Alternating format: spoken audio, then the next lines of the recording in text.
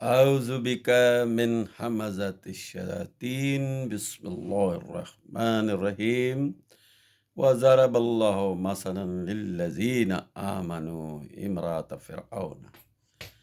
اللہ نے مومنوں کے لیے ایک مثال قائم کی ہے، مثال بیان کی ہے فرعون کی بیوی کے بارے میں کہ اس نے اللہ سے التجا کی کہ یا اللہ مجھے ظالموں سے نجات عطا فرما۔ یہ آیت مبارکہ جو سورہ التحریم آیت نمبر 11 ہے، یعنی 66/11۔ اس آیت مبارکہ کا خلاصہ کچھ اس طرح ہے کہ یہ آیت مبارکہ کے پیچھے آیت نمبر 10 میں کہا گیا کہ اللہ مثال دے کر فرماتا ہے، کیونکہ قرآن ضرب المثل ہے اور مثالیں دے دے کے سمجھایا جاتا ہے کہ نوح اور لوط کی بیویوں میں بھی ایک مثال ہے کہ جنہوں نے نبی کی بیویاں ہوتے ہوئے بھی اللہ کے دین کو نہ اپنایا اور اپنے اختیارات کا ناجائز استعمال کر کے، یعنی جو اللہ نے اختیارات دیا ہے، الہامہا تقواہا و فجورہا اما شاکرا و اما کفورا، تو اللہ نے یہ دونوں راستے دے دیے ہیں۔ وہ نبی کی بیوی ہو، نبی کا ساتھی ہو یا عام انسان ہو۔ امرات ویسے ساتھیوں کو بھی کہتے ہیں، زوجین ساتھیوں کو بھی کہتے ہیں، غلمین اور حورین ساتھ نبیوں کے قریبی ساتھیوں کو کہتے ہیں۔ اس میں عورت اور مرد کا کوئی استثناء نہیں ہے، عورت ہو یا مرد ہو، نبی کے ساتھی جو ہیں وہ نبی کے ساتھی ہوتے ہیں، اور ان کی مثالیں دے دے کے بیان کیا گیا کہ ان دو عورتوں نے اپنے پیغمبروں کا ساتھ نہ دیا بلکہ اپنی قوموں کا ساتھ دیا، روایات کو نہ چھوڑا اور گناہ میں مبتلا رہیں اور ہمیشہ ہمیشہ کے لیے دوزخ میں جا پڑی۔ ہمارا یہ چینل یوٹیوب ارشد قرآنی کے نام سے، اسے سبسکرائب کریں، کیونکہ یہ فی سبیل اللہ پیغام دوسروں تک پہنچانے کے لیے اسے سبسکرائب کرنا ضروری ہے، اور آپ بھی اس ٹیم کا حصہ بن جائیے۔ آتے ہیں اپنے سبجیکٹ کی طرف، تو اس آیت حاضہ میں کہا گیا کہ فرعون کی بیوی کی مثال۔ فرعون کی بیوی کی مثال کیوں دی گئی؟ اس لیے کہ فرعون ایک ظالم ترین بادشاہ تھا، اور اس نے انتہائی ظالمانہ انسانوں کے اوپر ظلم روا رکھا تھا، اور اس کی بیوی پاک دامن حضرت آسیہ کے بارے میں فرمایا گیا کہ وہ انتہائی پاکیزہ عورت تھی، اور وہ ہمیشہ سے دعا مانگتے رہی کہ یا اللہ ان ظالموں سے مجھے نجات عطا فرما۔ تو ثابت یہ ہوا کہ انسان جب عقل و فکر اور غور و فکر سے کام لیتا ہے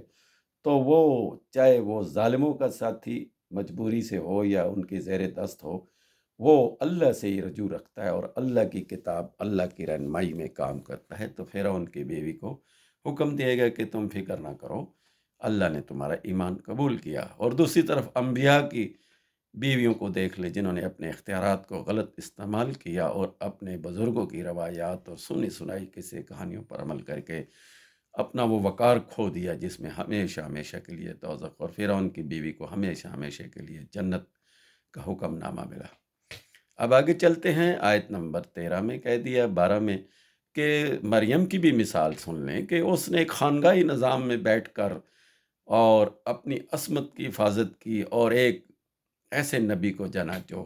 انتہائی فرما بردار اور ایک انسانیت کے لیے ایک بہت بڑا تحفہ تھا، عیسیٰ علیہ السلام کی صورت میں۔ تو یہ ساری مثالیں، قرآن ہے ہی ضرب المثل، مثالیں دے دے کر سمجھایا جاتا ہے، اور یہ ہمارا چینل بھی اسی مقصد کے لیے قائم کیا گیا ہے کہ مثالیں دے کر قرآن سے اور تصریف الآیات کے ذریعے سے ایک آیت کو دوسری آیت سے ملا جلا کر پیش کیا جائے تاکہ لوگوں کو آسانی سے قرآن سمجھ آ جائے۔ ویسے بھی اللہ نے کہا وَلَقَدْ يَسَّرْنَا الْقُرْآنَ، ہم نے قرآن میسر کر دی، یعنی ہم نے قرآن آسان کر دیا۔ تو اب کوئی یہ نہیں کہہ سکتا کہ میرے تک قرآن نہیں پہنچا، قرآن ہر شخص تک پہنچ چکا ہے، اور ہر شخص پر یہ فرض ہے کہ اس کو ایک دفعہ سمجھے اور اس کو ترجمے سے پڑھے اور اپنی زبان میں اس کو دوسروں تک پہنچائے۔ اور آگے چلیے، تو اس سبجیکٹ کا مقصد یہ تھا، قرآن قرآن اور صرف قرآن، کہ یہ قرآن ہی کی کمی ہمارے اندر رہ گئی ہے، باقی روایات کو لے کر تو مسلمان تباہ و برباد ہو چکے ہیں، اور اللہ نے بھی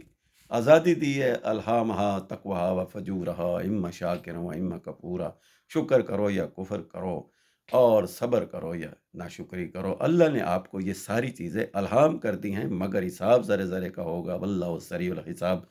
تو اپنے حساب و کتاب کی تیاری کرنی ہے اس قرآن کی روشنی میں، اور ہم نے ذرے ذرے کا حساب دینا ہے، وَمَن يَعْمَلْ مِثْقَالَ ذَرَّةٍ خَيْرًا يَرَهُ وَشَرًّا يَرَهُ۔ اپنا خیال رکھیے گا،